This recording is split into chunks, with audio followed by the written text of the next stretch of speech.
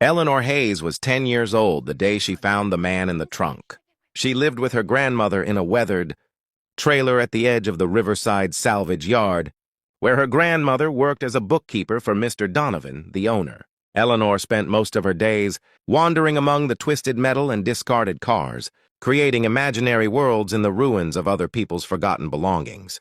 She was small for her age, with tangled light brown hair that always seemed to escape, whatever way her grandmother tried to style it. Her clothes were clean but worn, hand-me-downs from the church donation box. Her face was distinctive. She had a port wine birthmark that covered the left side of her face, stretching from her temple down to her jawline. It was something she'd learned to live with, though the stares from strangers never quite stopped hurting. On this particular sunny afternoon, Eleanor was exploring a newly arrived vehicle, a black sedan that still looked relatively intact compared to most of the junk in the yard. She circled it curiously, noting its expensive make. It seemed odd that such a nice car would end up here. That's when she heard it, a muffled thumping sound coming from the trunk. Eleanor froze, her heart pounding.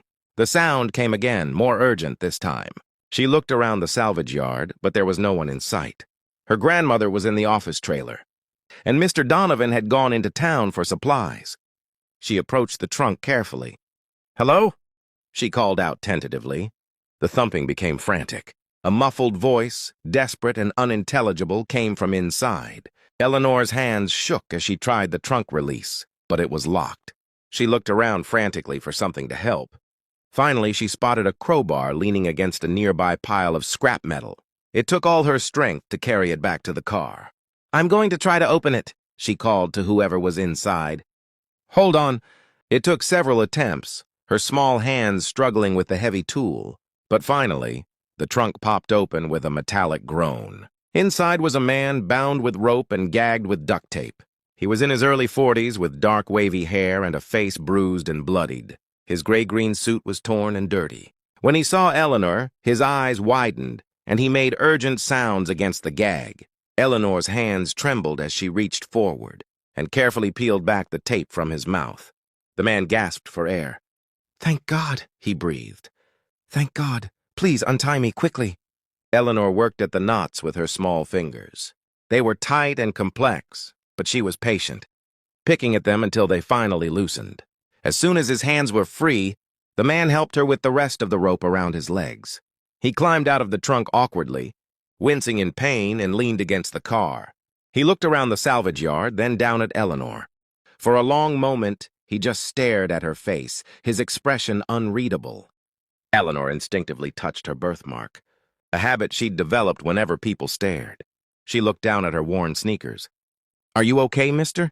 Should I get my grandma or call the police?" The man continued to stare at her, and something strange happened to his expression. His eyes filled with tears, and he sank down to his knees, bringing himself to her eye level. His hand reached out slowly, trembling toward her face, then stopped just short of touching her. "What's your name?" he asked, his voice hoarse and thick with emotion. "Eleanor. Eleanor Hayes. What's yours?" "William. William Hartley." He was still staring at her face, particularly at her birthmark. "How old are you, Eleanor?" 10. I'll be 11 in February." She shifted uncomfortably. "Are you sure you're okay? You're crying." William wiped his eyes roughly with the back of his hand. "Eleanor, I need to ask you something very important. Do you live here? With your parents?" "With my grandma. My parents died when I was little. Car accident. I don't really remember them." She studied him with concern. "You're hurt. Let me get Grandma Ruth. She can help." "Wait." William caught her arm gently. "Before you go, please tell me your grandmother. What's her full name?" "Ruth Hayes. Why?" William closed his eyes and more tears streamed down his face. "And your mother's name? Do you know what it was?"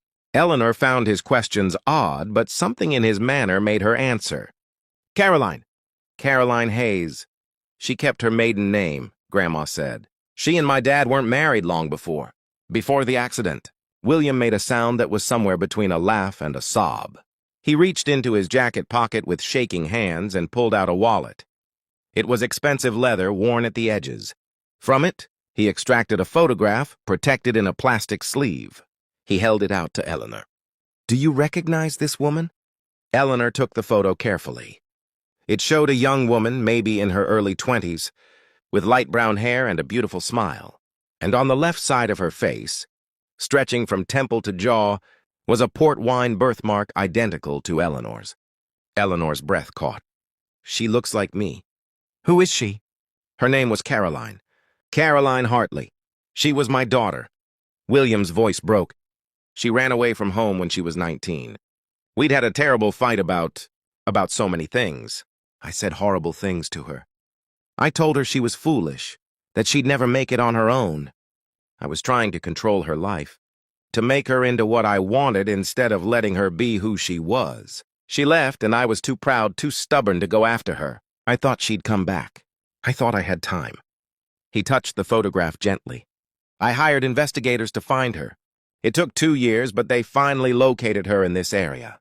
By the time they did, she was already gone. Car accident, they said. She was 21 years old. They told me she'd had a baby, but there was no record of what happened to the child. The investigators couldn't find any trail. I've been searching for 10 years, Eleanor. 10 years trying to find my granddaughter. Eleanor felt dizzy. You think I'm... But my dad... What was his name? James Novak. That's what Grandma told me. William nodded slowly. The investigators found a marriage certificate. Caroline Hayes married James Novak 6 months before the accident. But there was something else they discovered. He paused, choosing his words carefully. Your grandmother, Ruth Hayes. She was actually Ruth Novak. James was her son. After the accident, after she lost both her son and her daughter-in-law, she took you and moved here. Changed back to her maiden name. The investigators lost the trail because they were looking for Ruth Novak with a granddaughter. Not Ruth Hayes. Eleanor shook her head, trying to process this information. You're saying you're my grandfather? My other grandfather? I believe so. Eleanor, your birthmark, it's hereditary. It ran in my family. My daughter had it. My grandmother had it. The odds of 2 unrelated people having identical birthmarks in the exact same location are astronomical. Eleanor touched her birthmark again, but this time with wonder rather than self-consciousness. My mom had this too? Yes, and she was beautiful just like you are. William's voice was fierce. She hated it when she was young. People stared. Other children were cruel. But as she grew older, she came to see it as what made her unique. She was magnificent, Eleanor. Strong and brave and kind. And I was a fool who drove her away. Eleanor sat down on the ground, her legs suddenly weak. William sat beside her, still moving stiffly from his ordeal. What happened to you? Eleanor asked. Why were you tied up in that trunk? Business rivals, William said grimly. I'm the CEO of Hartley Pharmaceuticals. Some competitors wanted to convince me to sell my company. When I refused, they decided to be more persuasive. They grabbed me 3 days ago. I don't know what they were planning. But I think bringing the car to this salvage yard was meant to be the end. Eleanor's eyes widened. They were going to kill you? Probably. If you hadn't found me... He shook his head. You saved my life, Eleanor. They sat in silence for a moment, surrounded by the ruins of the salvage yard. Finally, Eleanor spoke. Are you sure? That I'm your granddaughter?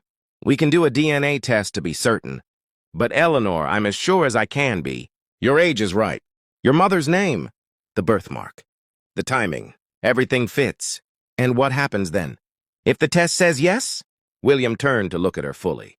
Then I hope you'll let me be part of your life. I know I have no right to ask. I failed your mother. I let my pride and my need for control drive her away. I have to live with that every day, knowing that if I'd been a better father, she might still be alive. But I promise you, Eleanor, I will never make those mistakes again.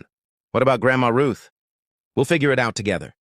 If she's been raising you all these years, then she's the one who was there when I wasn't. She deserves respect and gratitude. I'm not trying to take you away from her. I'm just asking for a chance to know you, to be your grandfather. Eleanor studied his face, this stranger who claimed to be family. Despite the bruises and blood, despite the exhaustion in his eyes, she saw something sincere there, something that felt real. We should get you help, she said, standing up. You need a doctor, and we should call the police about the people who hurt you. William stood too, groaning slightly. You're right. But first, can I ask you one more thing? Okay. Do you have any pictures of your mother? Of Caroline? Eleanor shook her head sadly. Grandma said they were all lost in the accident. All we have is one photo, but it's not very clear. Grandma keeps it in her bedroom. William's face fell, but he nodded. I have many photos, albums full. If you'll let me, I'd like to show them to you someday, to tell you about her, all the things I should have told her when I had the chance. They walked together toward the office trailer, Eleanor matching her pace to William's injured